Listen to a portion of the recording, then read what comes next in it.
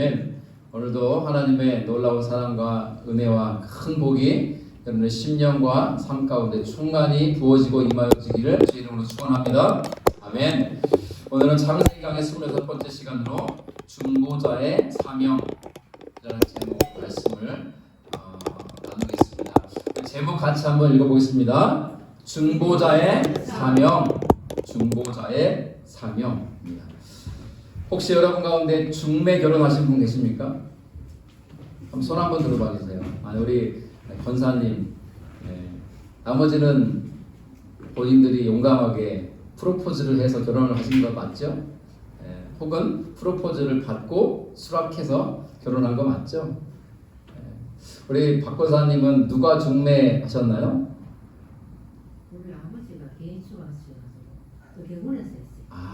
그러니까 아버지가 개 주셨는데 개원 가운데 그 개원의 아들을 소개받고. 알고 그냥 시장 갔다 오시다 말은 하여튼 그 어른들끼리 이제 그래.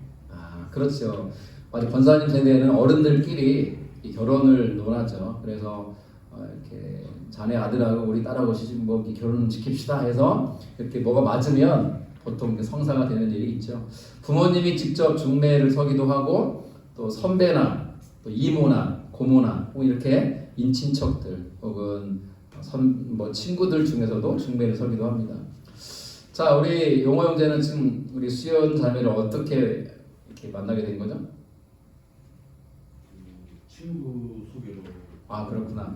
그러니까 그렇죠. 아직 결혼한 거 아니니까 뭐 중매 결혼이라고 말하기 그렇지만 연애하게 된 거는 친구의 소개로 만나겠다는 것이죠. 저는 사실 개인적으로 제 아내와 한신대학교 신학과에서 선후배로 만나서 이렇게 자연스럽게 사귀게 됐는데요. 중매를 하는 분들, 중매쟁이라고 부르자. 중매쟁이. 사실은 중보자가 중매쟁이를 의미합니다. 친구 소개로 결혼하기도 하고 또 예를 들어서 선배나 친구 목사의 소개로 교회에 부임하기도 합니다. 우리 목사 세계에서 그렇게 되기도 해요. 예를 들어 대구노회 모 교회에 지금 담임 목사님이 공석이나 그러면 뭐 총회 홈페이지에 대구노회 아무개 교회가 담임 목사님을 모십니다라고 공개 청빙하기도 하지만 공개 청빙하면 위험성도 있죠. 어떤 분이 오실지 모르니까. 그래서 좀 더 좋은 방법은 소개받아서 모시는 거예요. 그렇죠? 그러니까 믿을만한 목회자로부터 소개받는다면 그분 소개해준 분이 믿을만한 분이기 때문에 그분을 보아서 소개하시는 그분을 이렇게 뭐라고 할까요? 그 신뢰 관계 속에서 모시고자 하는 게 일반적인 교회의 모습이기도 하죠. 뿐만 아니라 어떤 분들은 어떻게 교회를 나오게 됐습니까? 물었더니 친구가 가자해서 왔습니다 하는 분들 꽤 많더라고요. 친구가 가자해서, 혹은 친구가 아니어도 아는 언니가, 아는 형이, 이웃 누군가가, 지인 누군가가 이렇게 내 주변에 있는 누군가로부터 교회를 소개받고 이 교회를 나오게 된 경우도 꽤 많다는 것을 알게 됩니다. 그 역할을 하는 사람이 중보자예요. 오늘은 그 중보자의 사명에 대해서 말씀을 나누려고 합니다. 하나님은 사람의 모습으로 아브라함을 찾아오시죠.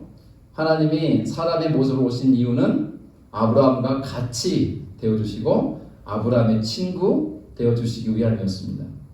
성경은요, 그래서 아브라함을 가리켜서 하나님의 친구다 라고 설명합니다. 이사야서 41장 8절 말씀을 같이 읽어봅니다. 시작. 그러나 나의 종 너 이스라엘아, 내가 택한 야곱아, 나의 벗 아브라함의 자손아. 여기 보면 이스라엘을 가리켜서 아브라함의 자손들아 라고 부르는데 이 아브라함을 설명하는 수식어가 뭡니까? 나의 벗 아브라함. 하나님이 그랬어요. 나의 친구 아브라함. 너희는 그 아브라함의 자손이다. 참 멋지지 않습니까? 아브라함은 하나님의 친구였어요. 그리고 신약성경 야고보서 2장 23절도 이렇게 말씀하시는데 같이 읽어보죠. 이에 성경에 이른바 아브라함이 하나님을 믿으니 이것을 의로 여기셨다는 말씀이 이루어졌고 그는 하나님의 벗이라 칭함을 받았나니 아멘. 구약에도 신약에도 아브라함을 가리켜서 하나님의 벗이다, 하나님의 친구다 말해요.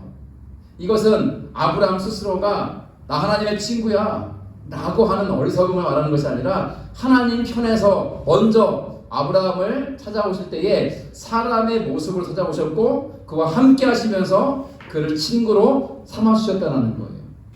근데 여러분 아십니까? 예수님도 예수 믿는 사람들을 가리켜서 종이라 하지 아니하고 친구라 부르셨습니다. 요한복음 15장 15절 말씀 같이 읽습니다. 이제부터는 너희를 종이라 하지 아니하리니 종은 주인이 하는 것을 알지 못함이라. 너희를 친구라 하였노니 내가 내 아버지께 들은 것을 다 너희에게 알게 하였습니다. 아멘. 자, 질문을 드릴게요.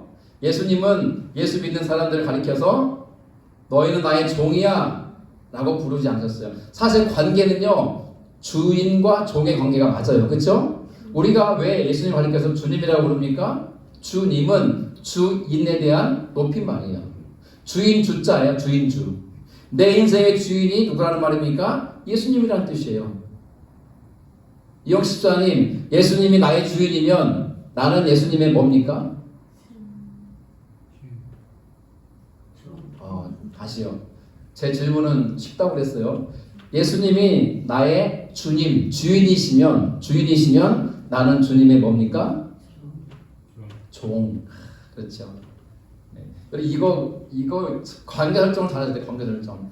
하나님이 아버지시면 우리는 하나님의 뭡니까? 자녀예요. 관계를 아셔야 돼. 관계를.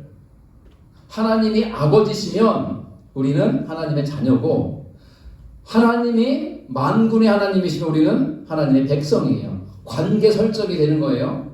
아시겠습니까? 그처럼 예수님이 나의 주인이시면 나는 예수님의 종이에요. 관계 설정이에요. 그런데 예수님은 그런 우리에게 더 이상 종이야 라고 부르지 않으시고 친구라 부르신다고 했어요. 근데 그 이유가 있어요. 노란색이죠? 동경제 이유가 뭡니까? 노란색 읽어보세요. 내가 내 아버지께 들은 것은 다 너희에게 알게 하느니라. 아멘. 하였습니다. 아멘. 이유가 분명히 뭡니까? 예수님께서 하나님으로부터 들은 것을 예수 믿는 사람들에게 알려주시려고 친구라 하였다 그랬어요. 수요 기도 때도 잠깐 말씀드렸지만 주인이 종에게 자기의 고민 상담을 합니까? 안 하죠. 어떻게 주인이 종한테 자기 속마음을 털어놓고 고민 상담을 합니까? 그럴 수 없어요. 주인은 종에게 그런 말을 하지 않아요. 단지 일을 시키고 명령하고 지시하는 거죠. 그럼 우리가 누구에게 속마음을 털어놓는가? 죄송하지만 남편도 아내에게 말 못하는 비밀이 있습니다. 이영 집사님 안 그렇습니까?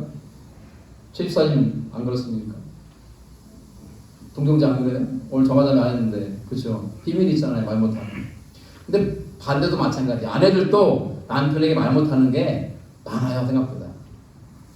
그러면 누구한테 그거를 말하냐면 친구한테 말해요. 친구한테.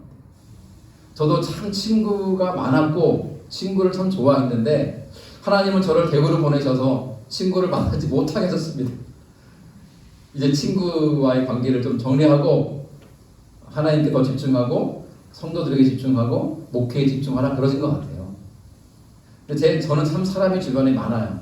많았었고 지금도 많습니다. 제 아내는 저를 잘 이해 못할 때가 많아요.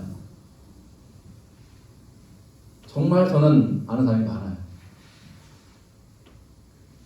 그런데 그 사람들 중에서도 내가 속마음을 털어놓고 말하는 사람이 몇 명 있어요. 몇 명. 친한 친구. 내 고민, 마음속 깊은 또 갖고 있는 생각들, 비밀. 예수님이 우리를 친구 삼아주시는 이유는 다른 게 아니라 하나님으로부터 받은 바, 하나님부터 들은 바 그 말씀을 우리에게 알게 하시려고, 알려주시려고, 말씀해 주시려고 종이라 하지 않고 친구라 그렇게 말씀하셨다는 것이죠. 하나님은 두 천사와 함께 사람의 모습으로 아브라함을 찾아오셨잖아요. 아브라함은 최선을 다해서 정성껏 대접했어요. 여러분, 아브라함은 그분이 하나님인 것을 알았어요? 몰랐어요? 몰랐어요. 모르고 나그네가 자기 집에 온 줄 알았어요. 그래서 그 나그네를 평소와 같이 정성껏 대접한 거죠. 대접받은 그 세 사람이 이제 길을 떠나려고 나섭니다. 자, 16, 오늘 본문 16절 말씀을 같이 읽습니다. 그 사람들이 거기서 일어나서 소돔으로 향하고 아브라함은 그들을 전성하러 함께 나가니라. 이렇게 이제 대접을 잘 받고 배가 부르고 목을 축이고 힘이 생겼잖아요. 아, 이제 가던 길을 가야 되겠어. 잘 먹고 고맙소 하고 세 사람이 일어나가지고 딱 길을 나섰는데 아브라함이 집 안에서 잘 가시오 하고 인사한 게 아니라 어떻게 했다고요? 그들을 전송 보내려고 뭐 나온 거예요? 배웅 나왔어요. 배웅 나온 거예요. 이렇게 나가서 한동안 같이 걸었을 거예요. 떠나버릴 때까지. 떠날 사람들이 주인장 이제 들어가시오 라고 말할 때까지 따라온 거예요. 아브라함이. 자, 다음 절 말씀 볼게요. 같이 읽습니다. 시작. 여호와께서 이르시되 내가 하려는 것을 아브라함에게 숨기겠느냐. 이 말은 뭡니까? 이제 소돔으로 가야 되는 이 세 사람 가운데 아브라함이 계속 함께 걸어가니까 하나님이 얘가 왜 안 가고 자꾸 따라오나 하면서 그 두 천사를 먼저 보내세요. 그리고 아브라함과 하나님이 대면합니다. 두 명만 남았어요. 둘만. 그러면서 하나님 뭐라고 말씀하시냐면 내가 하려는 것을 아브라함에게 숨기겠느냐. 여러분 예수님 말씀과 똑같지 않아요? 하나님이 사람의 모습으로 아브라함 찾아오신 이유는 그 두 가지. 하나는 아브라함을 친구 삼아주기 위해서예요. 두 번째는 그 이유가 뭐라고요? 하나님이 장차 하시려고 하는 일을 누구에게 알려주시려고요? 아브라함에게 알려주시려고 찾아오신 거라는 거예요. 자, 그러면서 가장 먼저 하나님이 아브라함을 택하시고 부르신 이유를 설명해 주세요. 자, 우리 같이 18, 19 읽어봅니다. 시작. 아브라함은 강대한 나라가 되고 천하 만민은 그로 말미암아 복을 받게 될 것이 아니냐. 내가 그로 그 자식과 권속에게 명하여 여호와의 도를 지켜 의와 공도를 행하게 하려고 그를 택하였나니 이는 다 여호와가 아브라함에게 대하여 말한 일을 이루려 함이니라. 아멘. 이 말씀이 굉장히 중요합니다. 왜냐하면 왜 하나님은 아브라함을 택했을까예요. 여러분 놓치시면 안 되는 그거예요. 아브라함은 대단한 믿음이 있는 사람이었기 때문에 하나님이 택한 것이 아니에요. 하나님이 아브라함을 택하신 이유는 구체적으로 세 가지인데, 첫째는 아브라함으로 하여금 강대한 나라가 되게 하기 위해서라고 했어요. 이것은 큰 민족을 이루게 해서 강대한 나라를 형성하고자 하는 하나님의 뜻이 계셔서 부른 거예요. 택하시고, 두 번째는 그러한 아브라함으로 하여금 강대한 나라를 이루게 하신 다음에 잘 먹고 잘 살아라, 그게 아니라 천하 만민으로 하여금 아브라함으로 말미암아 뭐를 받게 하려고? 복을 받게 하려고 그를 불렀다는 거예요. 쉽게 말하면 그거예요. 하나님 아브라함에게 복 주시려고 택했고, 두 번째 받은 복을 흘려보내서 많은 사람들, 천하 만민들이 그 복을 받아 누리게 하고자 그를 복의 통로로 삼으신 거라는 거예요. 세 번째 이유를 말씀하세요. 19절 뭐냐면 아브라함과 그의 자식과 권속은 가족들이잖아요. 후손들을 말하거든요. 아브라함과 그의 후손들로 하여금 쉽게 말하면 하나님의 말씀을 지켜 살아가도록 그를 택했다는 거예요. 이런 하나님의 아브라함을 택하신 목적을 정리하면 그거예요. 하나님을 택하여 부르심으로 하나님 말씀을 따라 살아가는 하나님의 백성 삼으심으로 아브라함과 후손들을 복되게 하고, 그렇죠? 그리고 받은 복을 온 천하에 흘려보내 천하 만민으로 하여금 그 복을 받게 하고자 아브라함을 불렀다는 거예요. 이것은 굉장히 중요한 거예요. 왜냐하면 하나님이 아브라함 그 이유 때문에 불렀다면 그 하나님은 오늘도 동일하게 저와 여러분을 그 이유로 부르신다는 거예요. 여러분 성경 말씀에 이것만 말하는 교회는요 반쪽짜리 교회인 거예요. 뭡니까? 하나님 여러분들 사랑하셔서 여러분들 복 주시기 원합니다. 틀린 말이에요? 맞은 말이에요? 맞는 말이에요. 근데 거기까지 말하면 반쪽짜리 메시지예요. 나머지 반쪽은 뭡니까? 받은 복을 천하 만민에게 나누고 흘려보내고 그들로 복받게 하라. 그러니 나를 통해 누가 잘 돼야 되는 거예요?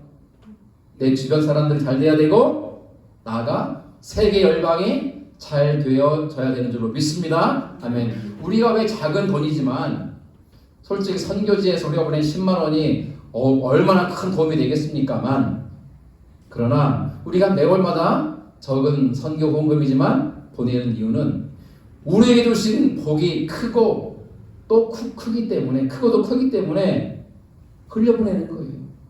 비록 우리의 힘이 연약하여서 많은 것들을 나누지는 못하지만 적은 것일지라도 나눈다는 것이 의미 있는 거죠.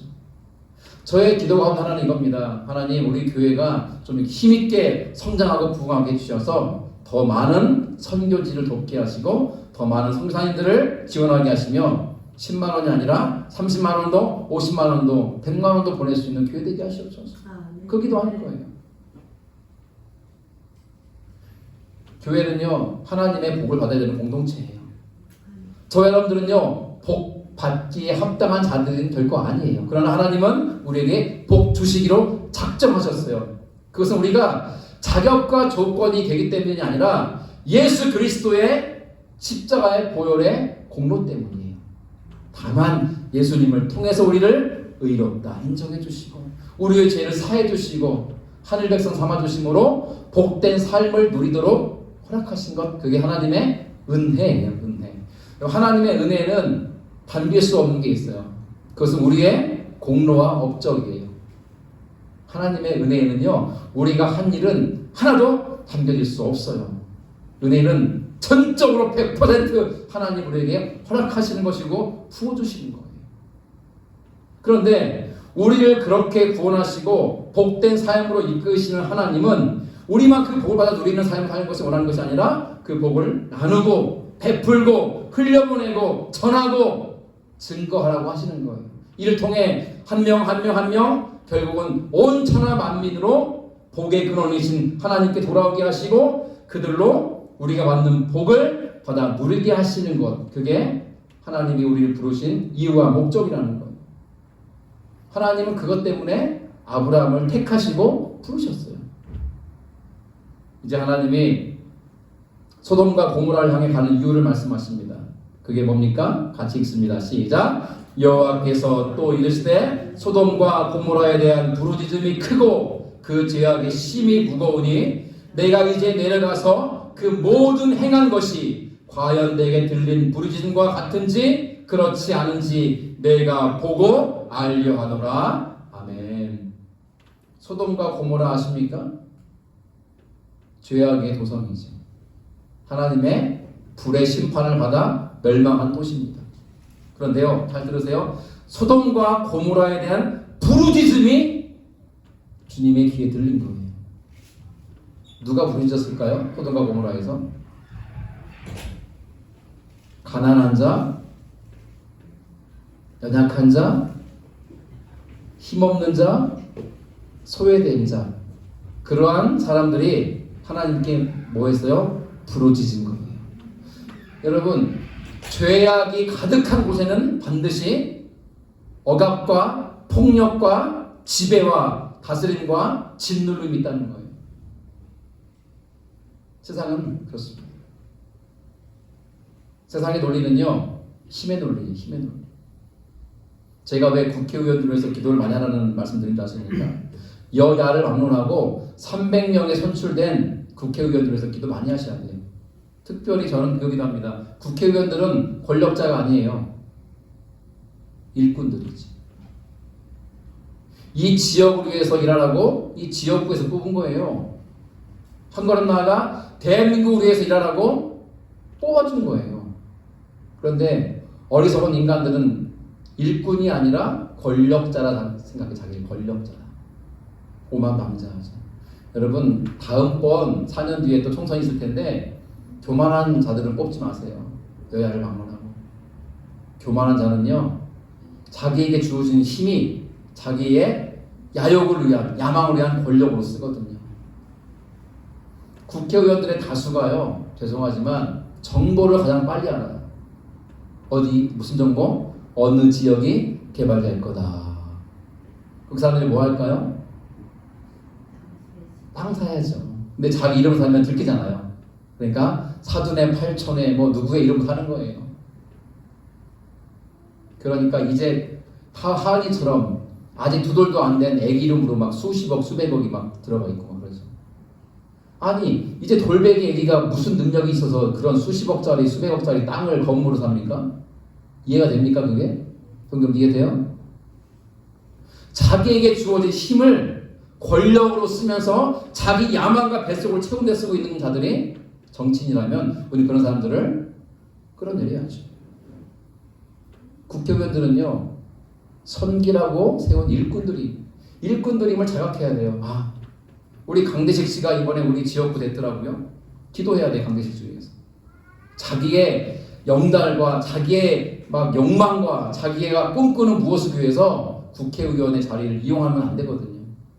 이 지역을 정말 잘 개발하고 이 지역 사람들이 다 잘 사는 나라로 만들어가는 일에 헌신해야 되는 사람은.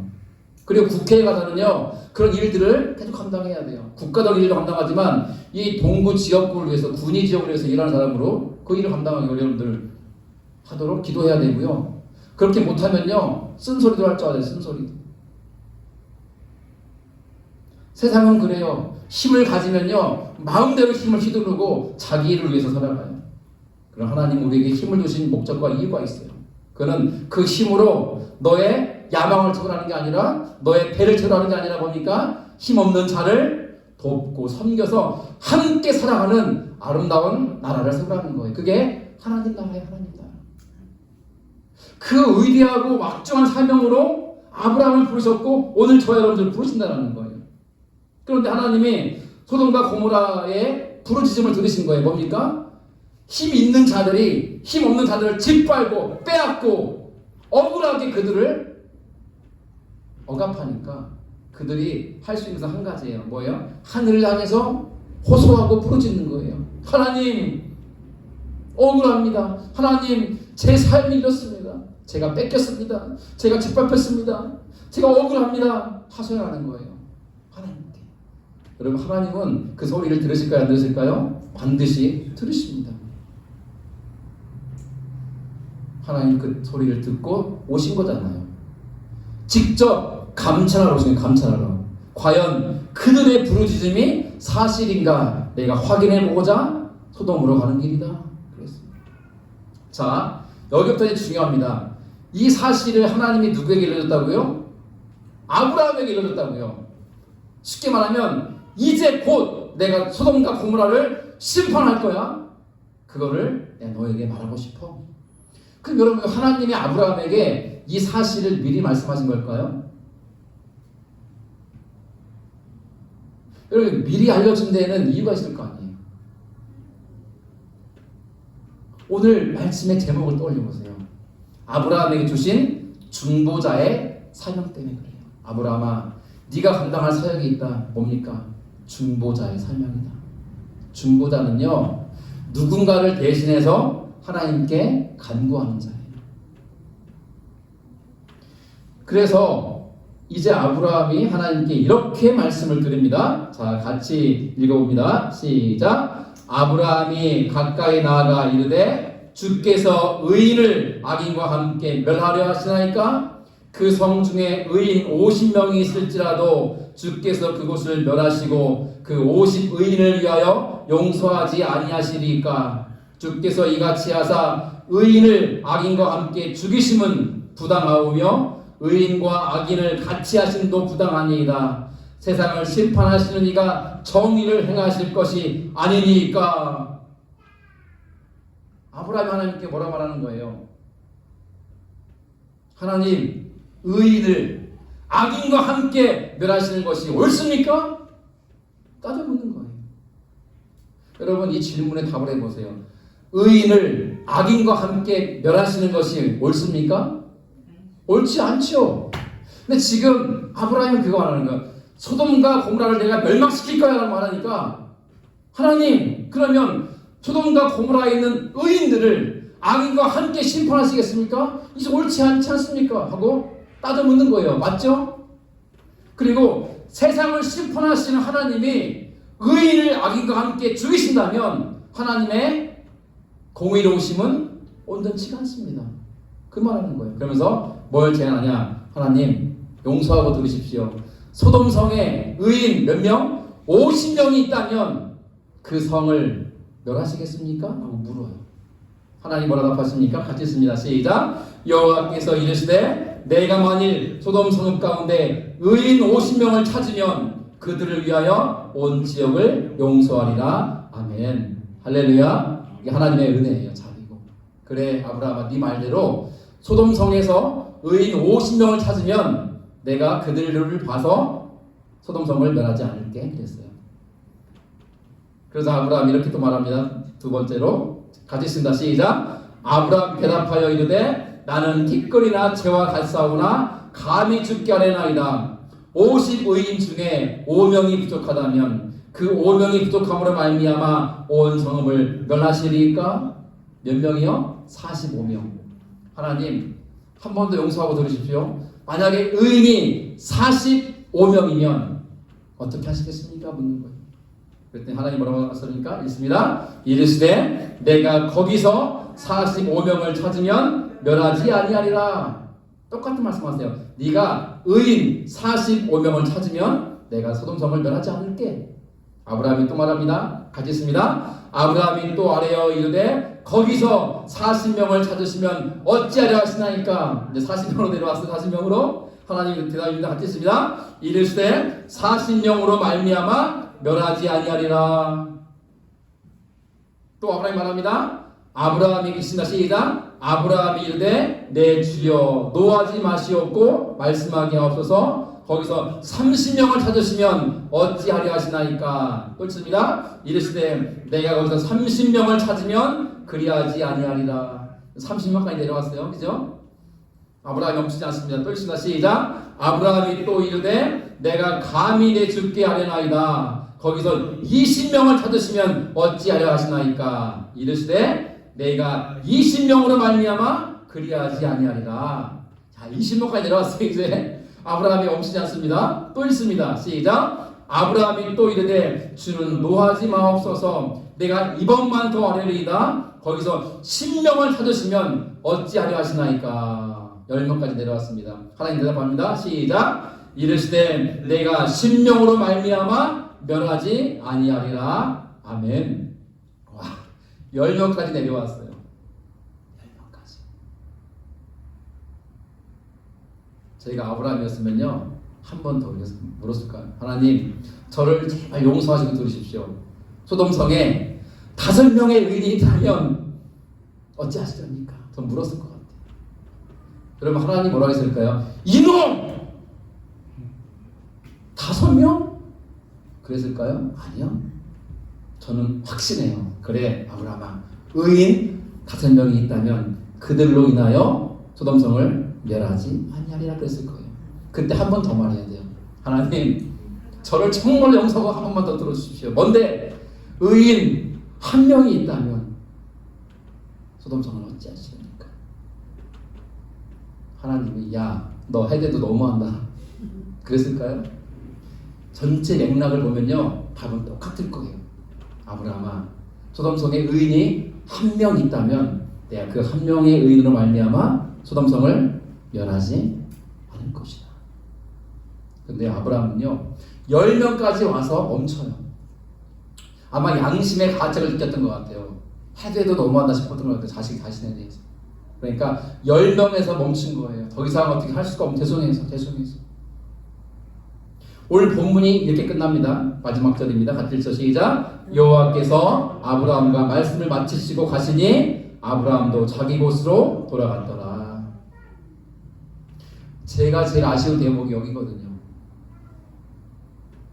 5명만 아니 1명만 2번만 더 아브라함이 청했더라면 어땠을까? 하나님의 답은 여전했을 겁니다.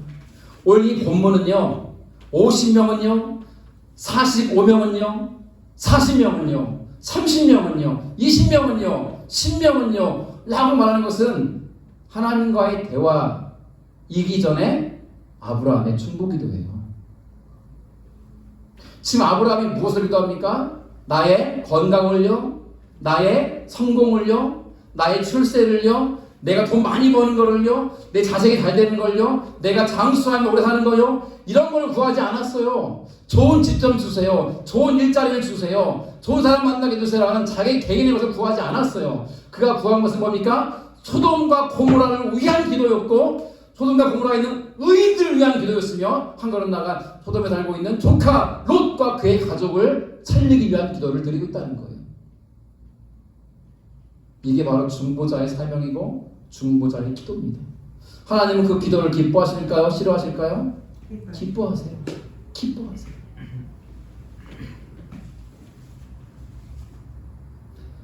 하나님은 사랑의 하나님이십니다. 하나님은요, 저 여러분을 지극히 사랑하세요. 무엇으로 하시는지 아십니까? 하나님이 나를 위해서, 그리고 여러분들을 위해서 독생자 예수 그리스도를 십자가에 아낌없이 내어주신 데에서 하나님의 지극한 사랑이 나타난다는 것이죠. 예수님이 죽으심으로 우리 모든 죄값을 이미 치우셨습니다. 얼마나 우리를 사랑하셨으면 하나밖에 없는 아들 예수를 십자가에 내어주셨겠습니까? 저는 그 사랑을 생각하면 가슴이 뭉클해지고 먹먹해지고 송구스러워져요. 그런 하나님은 사랑의 하나님과 동시에 공의의 하나님이세요. 여러분, 하나님의 사랑은 십자가를 통해 나타나지만 하나님의 공의는 또한 십자가를 통해서 보여줍니다. 무슨 말이에요? 하나님 우리 사랑하시면요, 우리의 죄를 그냥 덮어줄 수도 있잖아요. 그냥 동경자가 나한테 잘못을 저질러서, 예를 들어 내가 동경자 죄를 말하지 않고 그냥 덮어줄 수도 있다는 거죠. 하나님은 그렇게 하실까요? 안 하실까요? 안 하세요. 하나님은 멀티하와 같은 작은 죄도 심판하세요. 하나님 거룩하신 분이기 때문에. 그래서 예수님은 십자가에 죽으신 거예요. 왜? 우리의 죄값을 치르시기 위해서. 그게 하나님의 공의예요. 하나님의 공의는 뭡니까? 죄에 대한 형벌을 내리시고 의에 대한 상을 주시는 데에서 하나님의 공의가 있는 거예요. 여러분 잘 들으세요. 죄인은 영원한 지옥에 던져지는 것이 공의이고, 의인은 영원한 천국으로 보내시는 것이 하나님의 공의예요. 하나님은 소돔과 고모라의 죄를 용납하지 않으세요. 그 죄값을 치르게 하세요. 그러나 하나님은 그 죄값을 치르게 하시는 심판의 때를 아무 때나 심판하시지 않으세요. 언제? 악이 차고 때가 차기까지 기다리세요. 지금 저와 여러분이 하나님의 징계받지 않는다는 것은요, 우리가 죄 짓지 않는다는 뜻이 아니에요. 죄를 짓고 살고 있지만 하나님이 기다리시는 거예요. 그 죄를 회개하고 돌이켜 하나님께 오기를 기다리시는 거예요. 하나님 마음을 오해하시면, 하나님은 우리를 심판하시기 원하시지 않으세요. 하나님 우리를 구원하시기 원하세요. 에스겔 제가 뭐라고 말씀하시는지 같이 있습니다. 주 여호와의 말씀이니라. 내가 어찌 악인이 죽는 것을 조금인들 기뻐하랴. 그가 돌이켜 그 길에서 떠나 사는 것을 어찌 기뻐하지 아니하겠느냐. 아멘. 이것이 저와 여러분들에 대한 말씀이에요. 악인? 나는 아닌데요. 천만의 만발 말씀이요. 저와 여러분은 악인이요, 죄인이에요. 그러나 그 죄악된 자가 죽는 것을 하나님은 기뻐하지 않으시고, 그 죄인이, 그 악인이 그 죄악된 길에서 돌이켜서 하나님께 나와 생명을 얻는 것을 하나님 기뻐하시기 때문에 우리를 살리신 줄로 믿습니다. 이게 하나님의 마음이에요. 우리 주 예수님도 똑같은 말씀하십니다. 같이 묵독합니다. 하나님이 세상을 이처럼 사랑하사 독생자를 주셨으니 이는 그를 믿는 자마다 멸망하지 않고 영생을 얻게 하려 하심이라. 하나님이 그 아들을 세상에 보내신 것을 세상에 심판하려 하심이 아니요, 그로 말미암아 세상이 구원을 받게 하려 하십니다. 아멘. 저는 오늘 권집사님이 이 말씀 기도문에서 내가 깜짝 놀랐어요. 아, 성령께서 이렇게 역사하시다니. 하나님이 독생자 예수를 보내신 것은요, 우리를 심판하기 위함이 아니라는 거예요. 뭡니까? 오히려 우리를 건져 살리시기 위해서, 구원하시기 위해서 아들을 보내셨다는 거예요. 그래서 예수님은 내가 곧 길이요 진리요 생명이라고 했어요. 그리고 나로 말미암지 않고는 아버지께로 올 자가 없다고 했어요. 아버지께 온다고 해서 뭡니까? 아버지와 관계 회복이요 구원을 의미하는 거예요. 구원.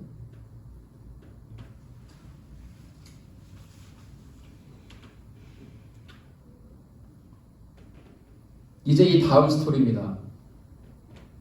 하나님 소돔과 고모라성을 불로 심판하세요. 그러나 누구는 구하십니까? 롯과 그의 가족은 구원하세요. 중요한 질문입니다. 롯과 그의 가족이 구원받은 것은 그들이 의인이기 때문일까요? 아니에요. 소돔과 고모라에는 의인이 한 명도 없었거든요. 롯도 그의 가족도 다 죄인이었어요. 근데 왜 구원받습니까? 누구 때문에? 아브라함 때문에. 그게 중보자의 사명이에요. 하나님은 중보자의 기도를 참으로 기뻐하세요. 하나님, 우리 남편이 저렇게 하나님을 떠나 살고 있으니 제 마음이 너무나 아픕니다. 이제 남편의 나이가 80인데 살면 얼마나 살겠습니까? 내 남편 죽기 전에 회개하고 예수 믿고 구원받게 해주십시오. 그 기도를 하나님이 기뻐하신다. 하나님, 살아가는데 아내가 저렇게 자기만을 살아가는데 속히 깨닫고 주께 돌아와 주님 믿고 구원받게 해주십시오. 하나님, 내 부모가, 하나님, 내 자식이, 하나님, 내 형제가, 내 자매가 저렇게 죄악 가운데 헤매 있는데 저를 불쌍히 여기시고 구원하여 주시옵소서. 하나님은 그 기도를 참으로 기뻐하신다. 이게 바로 중보자의 사명입니다. 중보자의 사명. 아브라함은 중보자였습니다. 하지만 그의 중보 사역은 완전하지 않았어요. 왜요? 아브라함의 기도로 말미암아 소돔과 고모라가 멸망받지 않고 구원받은 것이 아니잖아요. 그죠? 소돔과 고모라는 심판받아야 멸망합니다. 그러니 아브라함의 중보의 기도 사역은 완전하지가 않은 거죠. 다만 조카 롯과 그의 가족만 살려냈던 것뿐이에요. 그런데 위대한 믿음의 선배들도 다 마찬가지였어요. 훌륭한 사명을 감당했지만 그들의 중보 사역은 완전하지 않았어요. 그렇죠? 그러나 중보 사역을 완성하신 분이 계시니 우리 주 예수 그리스도세요.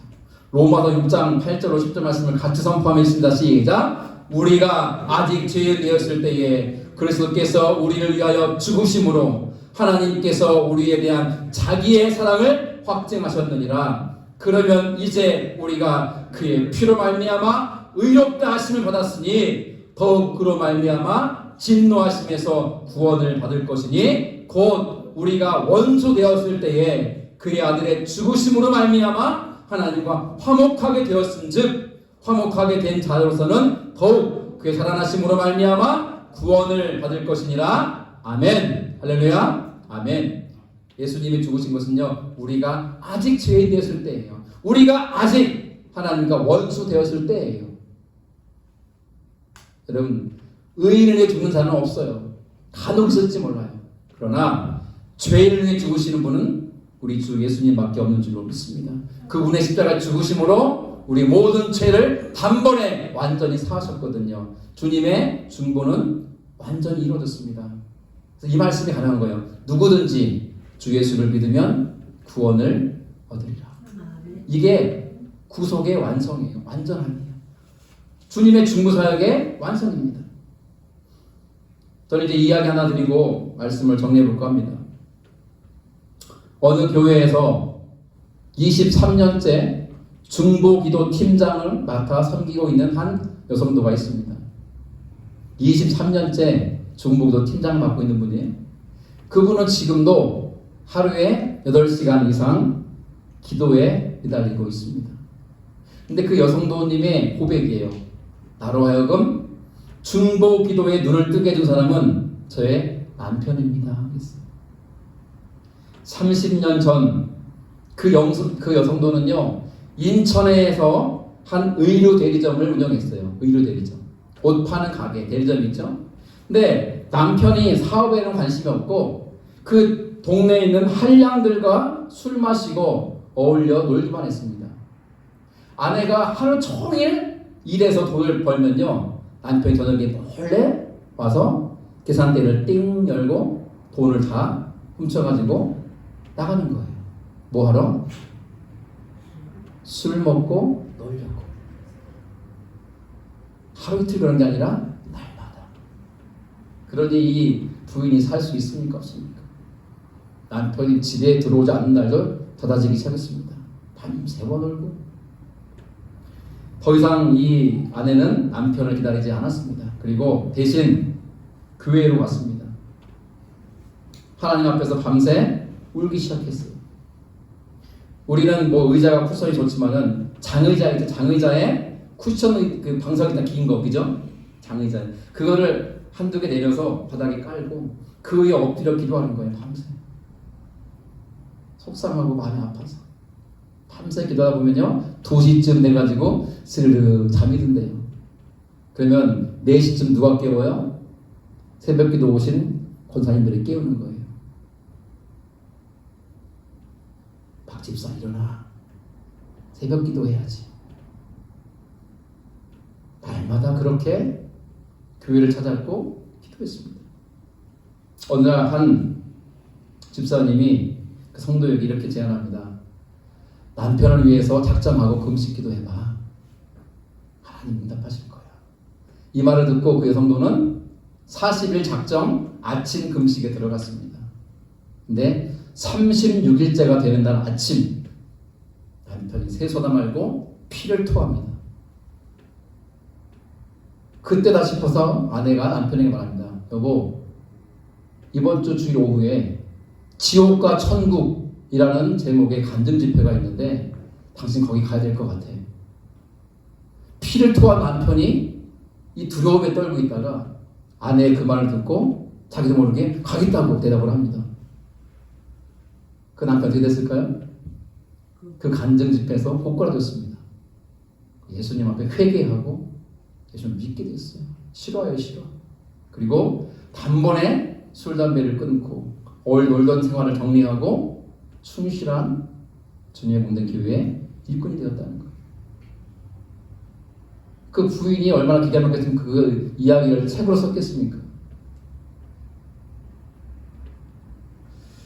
오늘 제목이 뭐였습니까? 중보자의 사명이에요. 그것은 여기 있는 여러분들 목사에게만 주어진 사명이 아니라 저와 여러분 모두에게 주어진 사명인 줄로 믿습니다. 우리는 다른 사람의 구원을 위해서 기도하는 자로 부름받았어요.